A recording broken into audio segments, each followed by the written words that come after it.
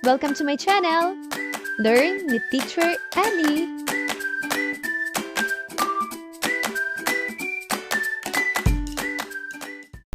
GMRC, Grade 3, Quarter 4, Week 2, Unang Araw.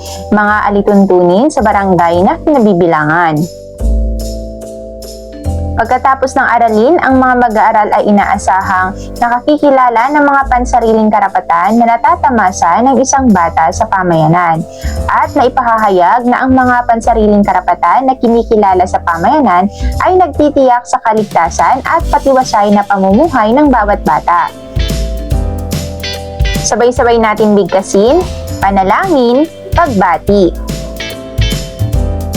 Pagmasdan ang larawan at sagutin ang mga sumusunod na tanong. Mga bata, sino-sino ang nasa larawan? Bakit mahalagang malaman kung ano ang gampanin ng bawat mamamayan? Tuwing kailan tayo lumalabas at nakikibahagi sa inyong komunidad? Alam ba ninyong maraming tulong kayong posibleng maibigay sa inyong komunidad?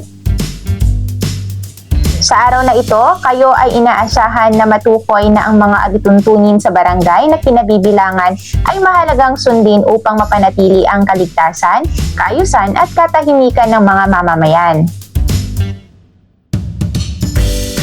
Ngayon ay kompletuhin ang salita.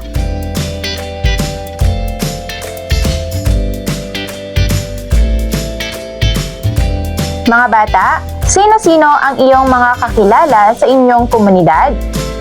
At ano ang kahalagahan ng pakikisa sa mga kapwa mamamayan? Ang pagkatuto ng pagkakaisa ay mahalaga upang mapanatili ang kaayusan at kasiyahan ng bawat mamamayan sa komunidad. Mahalagang malaman ang kahalagahan ng pakikiisa sa murang edad upang mahasa ito hanggang sa pagtanda. Mahalaga ang pakikiisa sa komunidad kung saan kayo napapabilang. Mahalaga na simulang matutong makiisa sa murang edad. Mahalagang maipahayag na kung alam natin ang ating gampanin sa komunidad, mas mapaaayos nito ang relasyon ng bawat isa.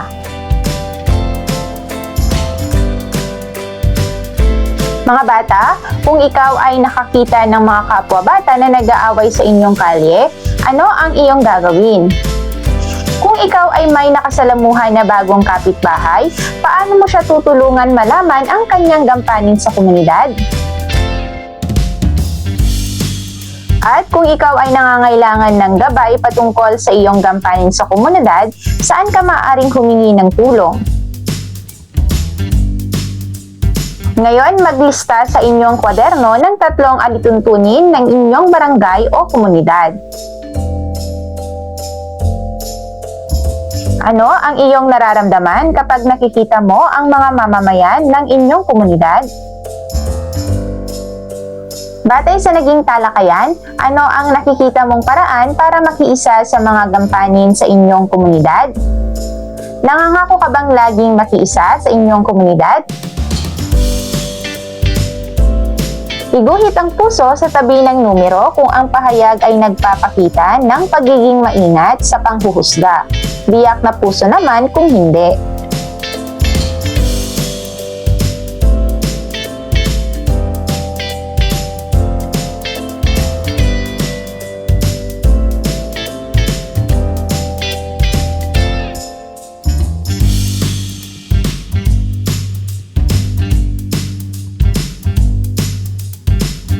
Dahil naipakita ninyo ang inyong natutunan, gagawa kayo ngayon ng tula na nagpapasalamat sa inyong mga kapwa mamamayan dahil sa pakikiisang kanilang ginawa.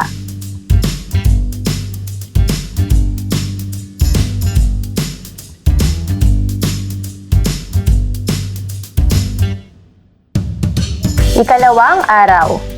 Pagkatapos ng aralin, ang mga mag-aaral ay inaasahang natutukoy ang mga alituntunin sa barangay na kinabibilangan at naipahahayag na ang mga alituntunin sa barangay na kinabibilangan ay mahalagang sundin upang mapanatili ang kaligtasan, kaayusan at katahimikan ng mga mamamayan.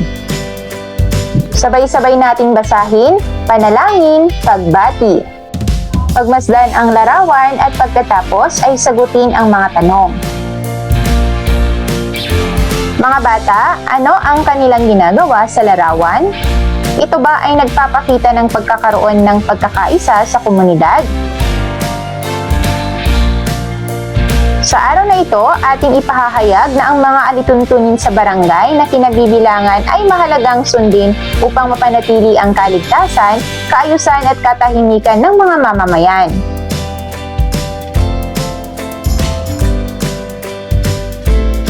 Magpapatugtog ang guro ng musika at iikot ang mga mag-aaral sa nakapabilog na mga upuan. Kapag huminto ang musika, uupo ang mga mag-aaral. Ang mag-aaral na walang naupuan ay kailangang magbigay ng halimbawa ng mga alituntunin ng barangay upang mapanatili ang kaayusan, kaligtasan at katahimikan ng mamamayan sa komunidad. Basahin natin ang maikling kwento. Tutulong ako sa aking komunidad. Kahit sa mga simpleng pamamaraan ko bilang mag-aaral, ako ay makatutulong sa aking komunidad. Halimbawa, ang pagkatuto ko na hindi magkalat sa paaralan ay maaari ko ring gawin sa aming tahanan at barangay. Gaya ng paglilinis ko ng silid-aralan, kaya ko rin linisin ang tapat ng aming bakuran. Sa mga maliliit na bagay kagaya nito, ako ay nakasusunod sa alituntunin ng aming komunidad. Ngayon mga bata, ano-ano pa ang iba't ibang alituntunin na magpapanatili ng kaayusan, kaligtasan at katahimikan ng mamamayan sa inyong barangay? At sumasang-ayon ka ba na mahalaga ang pagkakaisa upang panatilihin ang kaayusan, kaligtasan at katahimikan sa komunidad? Bakit? Tandaan na mahalaga ang paghikayat na panatilihin ang kaayusan, kaligtasan at katahimikan ng mamamayan sa bawat antas ng lipunan. Maraming paraan kung paano makahikayat na sumunod sa mga alituntunin ng barangay. Ito ang mga sumusunod na paraan. Pagiging mabuting ehemplo, pagiging aktibo at malay sa mga pangangailangan ng inyong pamilya at kasama sa bahay, pagbibigay ng suporta sa mga kapitbahay, pagsita sa mga nanggugulo sa inyong komunidad, at pagbibigay ng suporta sa barangay. Kung ang bawat tao ay may paggalang sa mga alituntunin, paniguradong mas mapagyayabong ang ating komunidad. Lagyan ng masayang muka ang patlang kung ito ay nagpapakita ng pakikiisa. Malungkot na mukha naman kung hindi.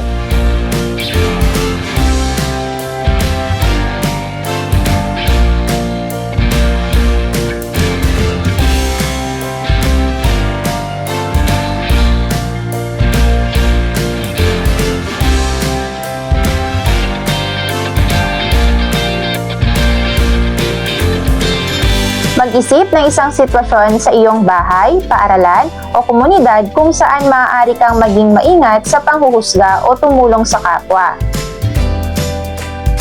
Isulat ang iyong sagot sa 3 bahagi.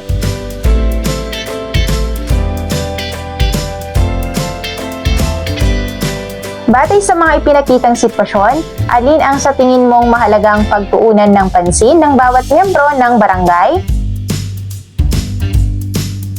Ano ang sa tingin mong nararapat na paraan ng paghihikayat makiisa? At may nais ka bang ibahagi sa klase tungkol sa pakikiisa? Ngayon mga bata, bilugan ang akmang salita na nasa loob ng panaklong.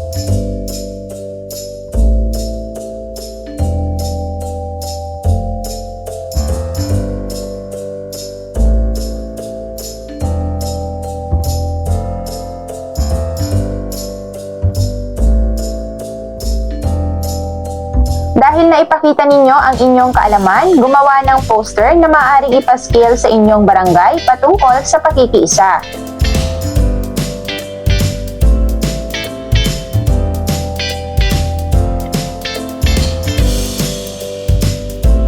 Ikatlong araw.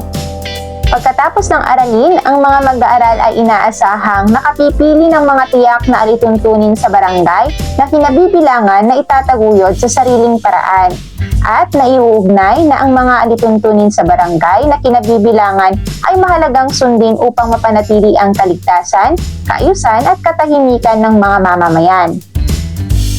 Sabay-sabay natin bigkasin, panalangin, pagbati.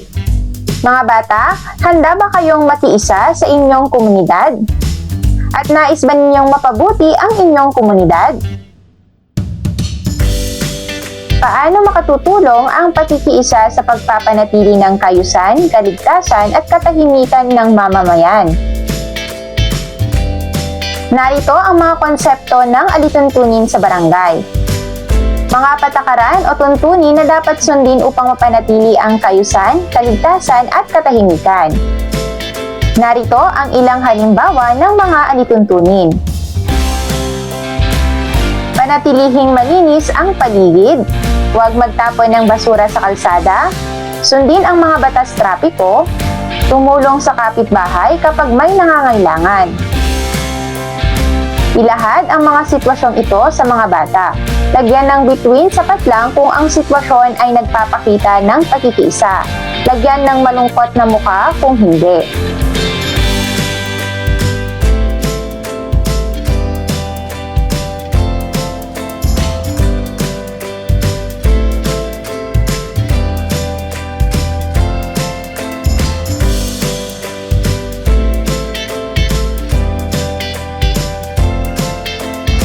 Basahin at pag-isipang mabuti ang bawat sitwasyon.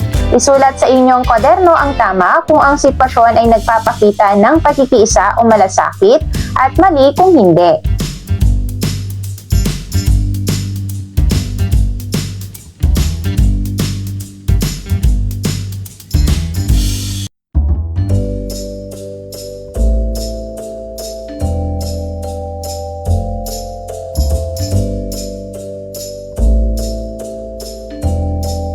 Mga bata, bakit mahalaga na makiisa sa pagsunod sa mga alituntunin sa barangay? Ano ang nagiging bunga ng pagkikiisa sa barangay? Isulat ang check sa tabi ng numero kung ang pahayag ay nagpapakita ng pakikiisa at X kung hindi.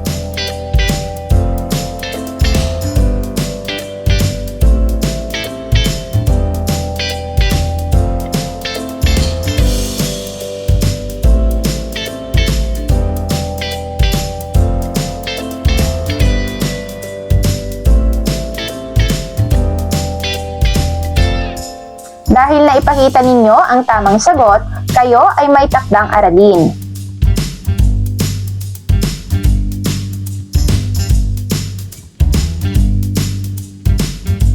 Ika-4 na araw.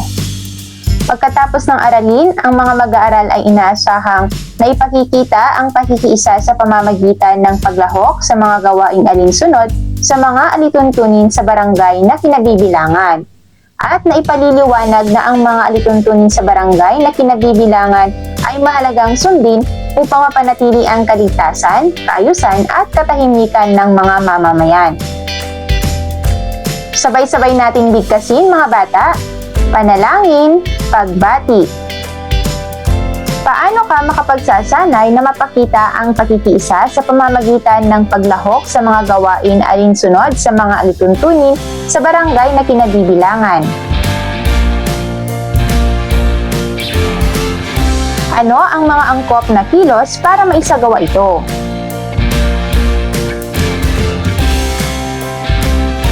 At bilang isang mamamayan, handa ka bang magsakripisyo para sa iyong kapwa mamamayan?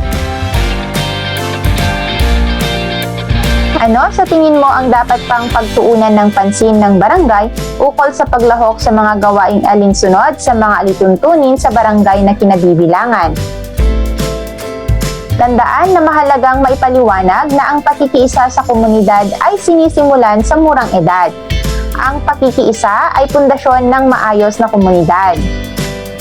At ang pagtatanggol sa ating komunidad at mga mamamayan nito ay parte ng ating responsibilidad bilang mga mabuting miyembro ng barangay. Sa paaralan at tahanan, natututunan maglinang ng pag-iisa sa komunidad upang pahalagahan natin ito. Maraming paraan rin kung paano makiisa sa komunidad. Ito ang mga sumusunod na paraan. Huwag mang-abala sa komunidad. Tulungan tumawid ang nakatatanda o nakababata. Maging magalang at matulungin sa matatanda. Iwasan ang pagmumura o pagkakalat. At pagtatanggol ng mga inaaping miyembro ng komunidad. Kung ang bawat Pilipino ay may pakikiisa sa barangay, paniguradong mas yayabong ang ating mga komunidad, maliit man ito o malaki. Ngayon, magpapaskil ang guro sa pisara. Makikiisa ako sa aking komunidad dahil dudugtungan ang nasa pisara upang masabi nilang pinahahalagahan nila ang kanilang barangay at komunidad. Gumawa ng talahanayan ng mga sitwasyon na nararanasan o ginagawa ng mga miyembro ng iyong barangay na nagpapakita at hindi nagpapakita ng pakikiisa.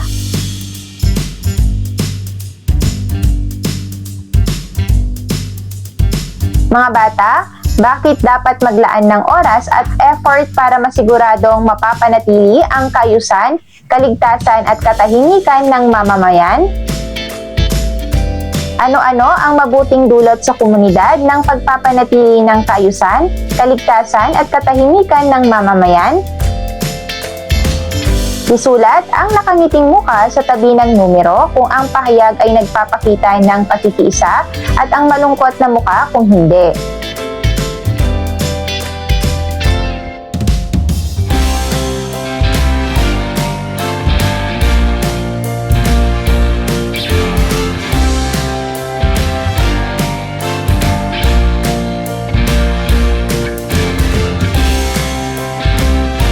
Gawin ang mga sumusunod pag-uwi sa bahay.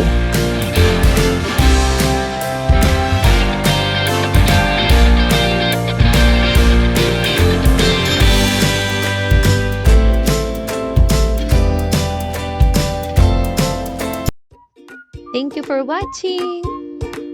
Also, don't forget to like, share, subscribe, and click the notification bell for you to be updated on our latest videos. See you on our next lesson. Goodbye!